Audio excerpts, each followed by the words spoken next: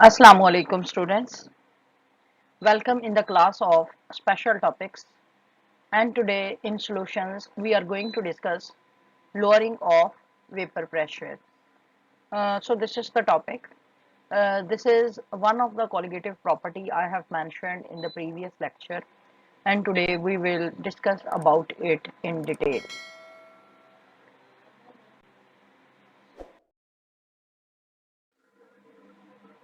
So we will see what is lowering of vapor pressure.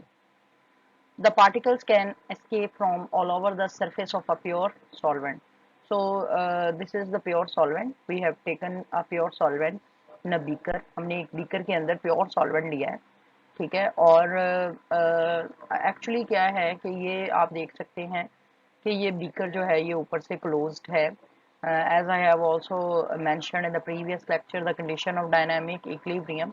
तो अब particles जो है surface के particles तमाम सरफेस से ऊपर एस्केप कर सकते हैं, एवेपोरेट हो सकते हैं। और अगर ये बर्तन ऊपर से बंद है तो ये आपस में टकराएंगे यहाँ से, तो ये एवेपोरेशन का प्रोसेस है और ये कंडेंसेशन का प्रोसेस है, ठीक है। That is the vapours they are going back into the liquid state, ठीक। तो अब ये तमाम के तमाम मॉलिक्यूल्स जो सरफेस पे प्रेजेंट हैं, they have tendency to escape from the liquid surface, ठीक है। when the solvent is containing dissolved non-volatile non-electrolyte solute particles, the escaping tendency of the solvent particles from the surface of the solution decreases and its vapor pressure is lowered. अब इसमें ये है कि अगर किसी solvent में non volatile non electrolyte salute particles present हैं, यानी ये ग्रे कलर का ये सल्यूट पार्टिकल्स हैं, और ये सल्यूट जो है इसके पार्टिकल्स ये नॉन वोलेटाइल हैं और नॉन इलेक्ट्रोलाइट है, ठीक है। अब जब हम non volatile non electrolyte solute को सॉल्वेंट के अंदर डिसॉल्व करेंगे तो जो सॉल्वेंट की एस्केपिंग टेंडेंसी है वो कम हो जाएगी, ठीक है। और उससे क्या होगा कि जाहिर है इसका वेपर प्रेशर लोअर हो जाएगा। आप देख सकते हैं कि पहले सरफेस के ऊपर ये सारे के सारे सॉल्वेंट मॉलिक्यूल हैं, तो ऑटोमेटिकली जाहिर है इनकी एस्केपिंग टेंडेंसी ज़्यादा होगी। और अब जब हमने सल्यूट ऐड कर दिया non volatile non electrolyte, so some of the solvent molecules they are replaced by solute molecule, ये ग्रे कलर का आप देख सकते हैं। तो कुछ सॉल्वेंट मॉलिक्यूल्स को सल्यूट मॉलिक्यूल्स ने रिप्लेस कर दिया है, तो जाहिर है उनका नंबर सरफेस के ऊपर कम हो गया है, तो उनकी ऑटोमेटिकली जो एस्केपिंग टेंडेंसी है वो भी कम हो जाएगी और वेपर प्रेशर जो है वो लोअर हो जाएगा। तो यहाँ पर आप देख सकते हैं कि जो सॉल्वेंट पार्टिकल है ना उसको ब्लू कलर से रिप्रेजेंट किया गया है और सल्यूट पार्टिकल को ग्रे कलर से रिप्रेजेंट किया गया है। तो चूंकि number of solvent particles surface के ऊपर कम है इन दिस केस, तो जाहिर है फिर उनकी एस्केपिंग टेंडेंसी भी कम होगी और इस तरह से वेपर प्रेशर सॉल्वेंट का कम हो जाएगा when we add a non volatile non electrolyte salute.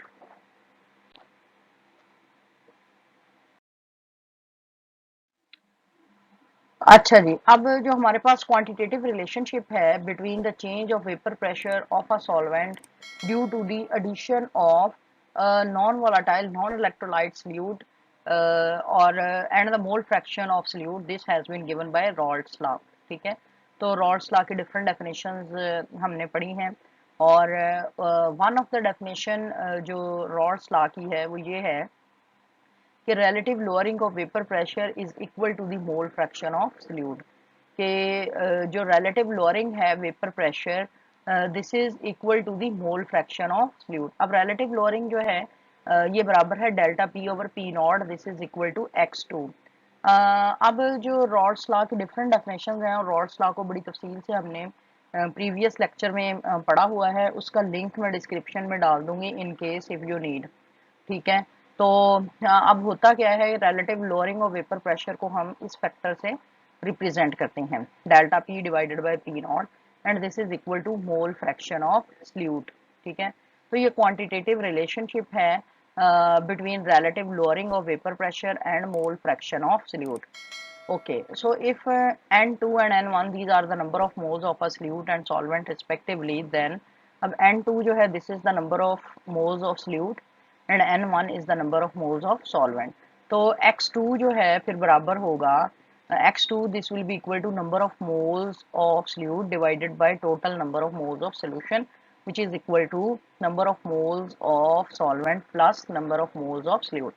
अब यहाँ पर अगर हम x2 की वैल्यू यहाँ से हम इस इक्वेशन में डाल दें तो ये बन जाएगा delta p over P not this is equal to n2 over n1 plus n2। ठीक है, अब असल में अगर जो हमने कंडीशंस पढ़ी थी पिछले लेक्चर में कि किस तरह से कोलिगेटिव प्रॉपर्टीज के लिए जो कंडीशंस थी ओबे करने के लिए, उसमें यह था कि सोल्यूशन जो है वो डाइल्यूट होना चाहिए। तो अगर सोल्यूशन बहुत डाइल्यूट है तो इसका मतलब N2 की मिकदार जो है बहुत कम होगी और डिनोमिनेटर में N1 के अगेंस्ट उसको जो है वो निगलेक्ट किया जा सकता है, इग्नोर किया जा सकता है। तो अगर नीचे से हम N2 को इग्नोर कर दें तो this equation this will become delta P over P not this is equal to N2 over N1।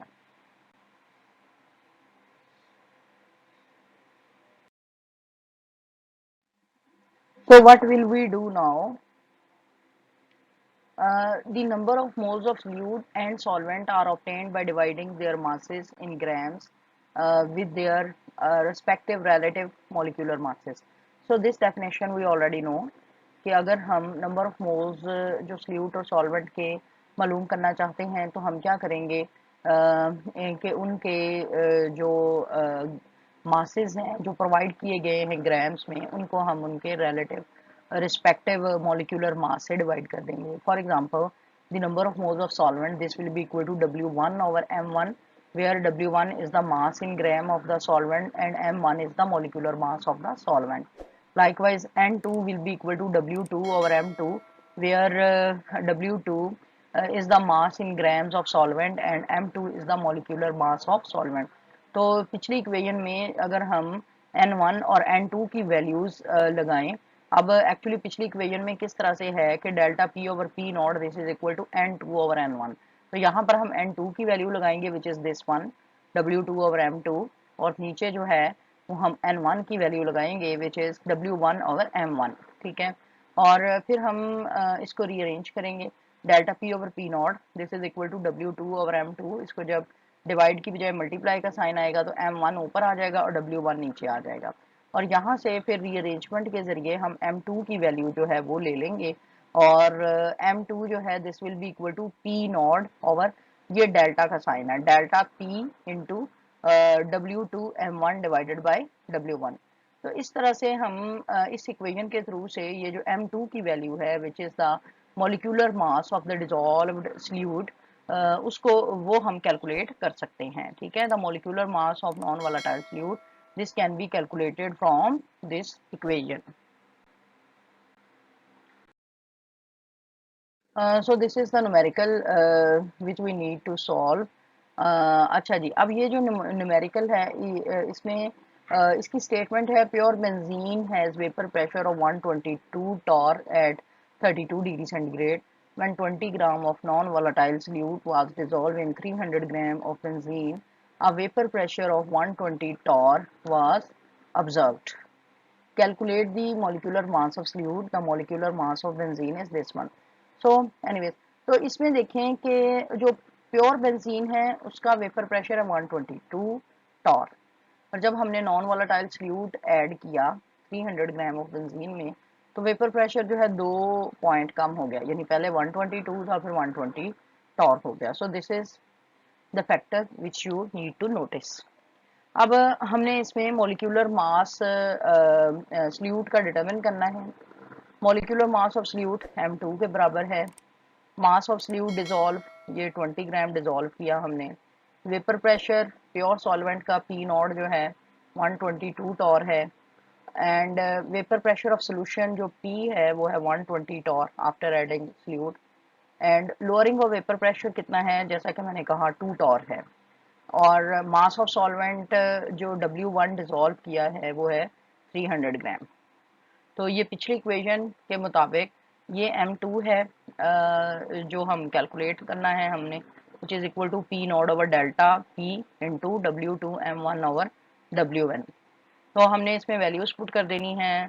जो प्योर सॉल्वेंट का प्रेशर है वो 122 है। ये जो लोअरिंग ऑफ वेपर प्रेशर है वो 2 टॉर है इंटू W2 सल्यूट का मास ऐड किया है वो 20 है, और ये जो M1 है मॉलिक्यूलर मास ऑफ सॉल्वेंट, ये मॉलिक्यूलर मास है 78.1 है बेंजीन का, ठीक है, ये दिया गया है यहाँ पे।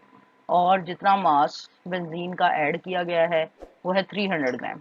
तो ये सारी वैल्यूज को कैलकुलेट करके हमने जो मॉलिक्यूलर मास सल्यूट का हम कैलकुलेट कर सकते हैं, this is equal to 317.6 gram per mole. So this was it.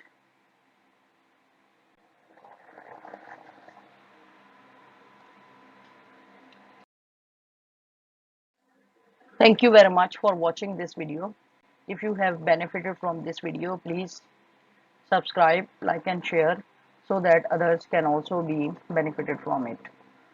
Allah Hafiz.